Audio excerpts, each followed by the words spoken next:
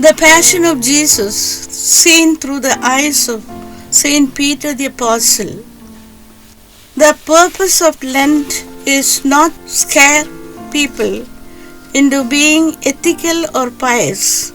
It is rather a springtime of the Church to transform and renew ourselves by growing in loving intimacy with Jesus, who is the fullness of Christian life. The desert experience prior to Easter is a time to set aside to listen to our hearts and to follow Jesus' path. It is a time to let the sun shine into the tiny dark windowless cocoon that envelops us. It is a time to live magically with Jesus.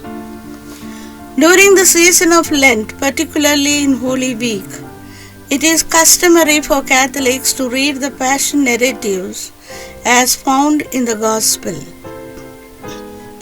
Most of us reflect and meditate in the form of Way of the Cross. However, in all these we look at only one way, that is from the angle of Jesus, who even though innocent suffered for the sake of sinful mankind.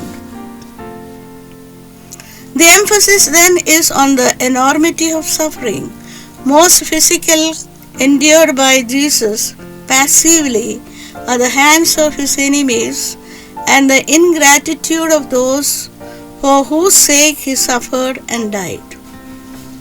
There are several other perspectives for reading the Passion narratives. We could read from the angle of Jews, the Romans, the chief priests, the scribes and the elders. In each case, the insight we get would be quite different, and they would have varying application. Today, even for this perspective, we could cast our lot with various persons like Peter and other apostles. Let us reflect and have a deeper insight into what the Passion of Jesus could mean for us, his followers and his chosen ones. Jesus has spoken his passion well before the events could take place, yet some strange reason the apostles did not seem to want to face the reality and kept evading it in different ways. They were left with either one of the two ways to handle it. They could either go or be a part of all that was to happen. But if they did it, they have to share the sufferings and death of Jesus, or they could run away or leave it all behind as if it were a bad dream. What did most of them do? Ran away. There were at least few who remained faithful till the end.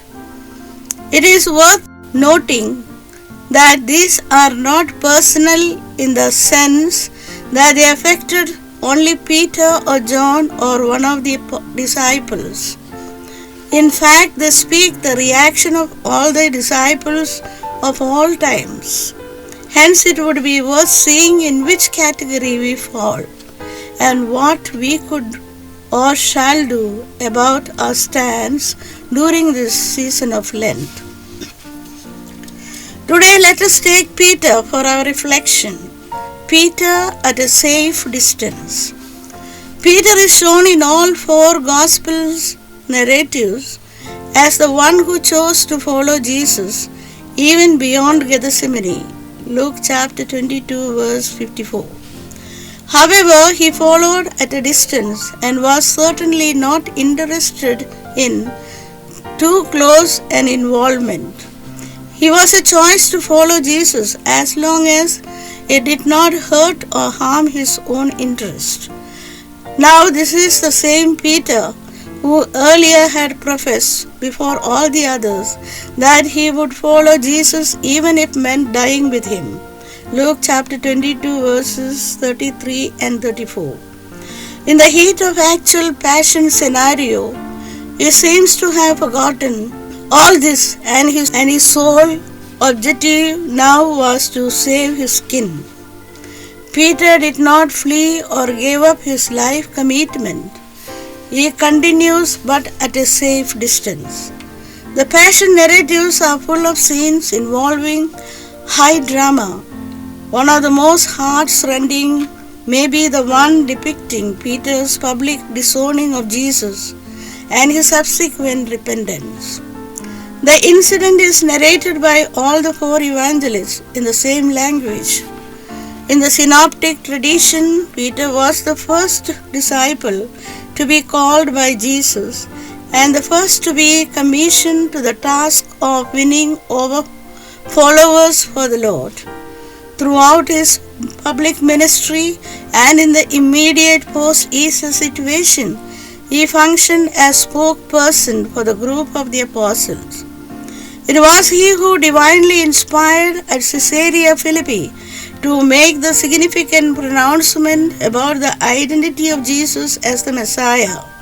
He was one of the privileged groups of the three allowed to witness such crucial events as the raising of the Jairus' daughter, transfiguration, and the agony in the Garden of Gethsemane.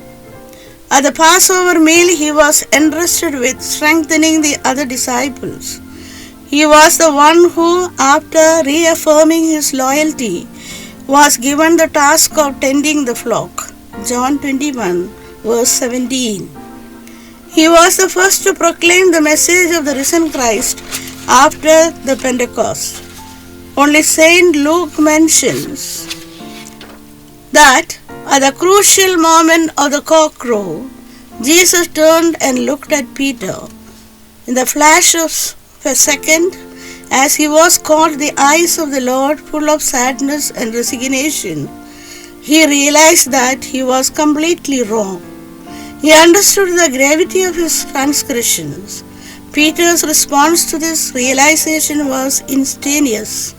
It is described by all three synoptic gospels. Mark says he broke down and wept bitterly. Matthew and Luke say he went out and wept bitterly. The cock crow and the look of Jesus would be needed to remind the Christian that following Jesus does imply sharing in his cross. Mark 8 verses 34 and 35. Despite all his protestations about undying loyalty, Peter's commitment was far from perfect. One need to be reminded that one cannot follow Christ from a safe distance for too long. Sooner or later, we will be challenged to speak up and witness our commitment. Peter evaded three challenges. He denied thrice. Peter was not an ordinary apostle. He was the rock, the one whom Jesus chose to give the leadership of his church.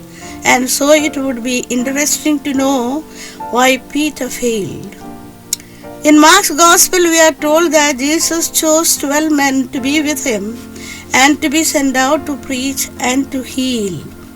During his public ministry, Jesus shared his life with these chosen, close associates, even explaining the secret of his kingdom.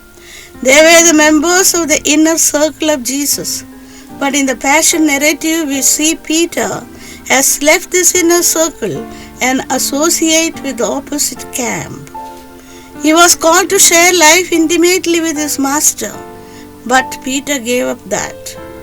Had he really valued the master's company, he would have remained close to Jesus. What is the important thing we need to remain close to Jesus? Prayer. Jesus asked particularly to Peter at Gethsemane, "Simon, Simon, are you sleeping? Could you not watch an hour with me? Watch and pray that you may not enter into temptation. The spirit indeed is willing, but the flesh is weak." When we disown the Master, is not the reason for this that we do not spend sufficient time in prayer? Or the time we spend in prayer is not really spent with Him, but rather with ourselves only? Our prayer alone is insufficient. Luke tells us that Jesus assured Peter of his personal prayer for him. "Simon, behold, Satan demanded to have you, that he might sift you like wheat. But I have prayed for you, that your faith may not fail, and when you turn again, strengthen your brethren. Luke chapter 22, verses 31-32. Jesus, even in the midst of his agony, prayed for us. That is a reason of our not failing entirely and miserably, and also why we can come back and acknowledge our failings and start again. A true disciple needs to be always consciously aware of their close connection with the Lord. Further, we need to be conscious of the love and concern that Jesus has for each one of us. During this season of Lent, as we read the Passion narrative from the viewpoint of disciples, particularly Peter, we could check and see what is the quality of our prayer and depth of our prayer.